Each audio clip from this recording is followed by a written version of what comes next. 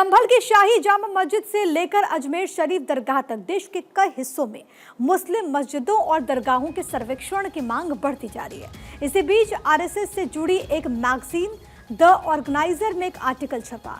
इस आर्टिकल को the Organiser के एडिटर प्रफुल्ल केतकर ने लिखा, जिसका हेडर दिया गया है from Somnath to Sambhal the quest for civilisational justice, यानी कि सोमनाथ से लेकर संभल तक सभ्यतागत न्याय की खोज। इस आर्टिकल में क्या क्या तर्क दिए गए हैं, जरा वो भी ग्राफिक्स के जरिए आपको हम समझाने की कोशिश करते हैं। दरअसल इसमें लिखा गया है, विवादित स्थलों का वास्तविक इतिहास जानना सभ्यतागत न्याय के लिए जरूरी है। संभल की शाही जामा मस्जिद की जगह पर मंदिर था।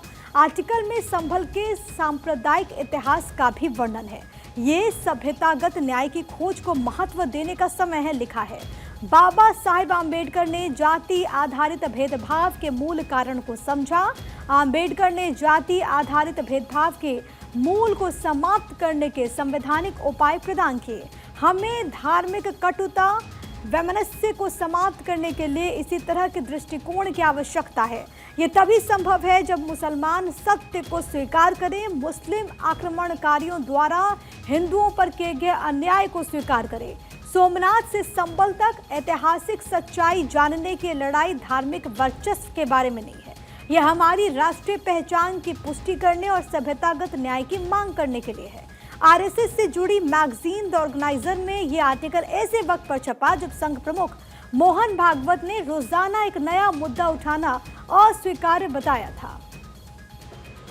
हे जीवन जर ही हार्मनी जर जगाला पाहिजे असेल तर आपल्या देशात याचं मॉडेल उभं करायचं म्हणजे ही हार्मनी आपल्या देशात असली पाहिजे।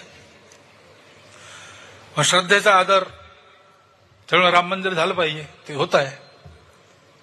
हिंदूंची श्रद्धा असताना हिंदूंना वाटतं, परंतु असं केलं म्हणजे हिंदूमध्ये नेता होता येतं म्हणून किंवा अतिरेकी भूतकाळाच्या ओझ्याच्या परिणामामुळे अतिरेकी तिरस्कार, द्वेष, शत्रुता, संशय याच्या पोटी रोज एक नवीन प्रकरण काढणे हे कसं चालेल, हे नाही चालणार। द ऑर्गेनाइजर के आर्टिकल में तर्क यह दिया गया कि ऐतिहासिक रूप से आक्रमण किए गए या फिर ध्वस्त किए गए धार्मिक स्थलों के संदर्भ में सत्य की मांग आवश्यक है।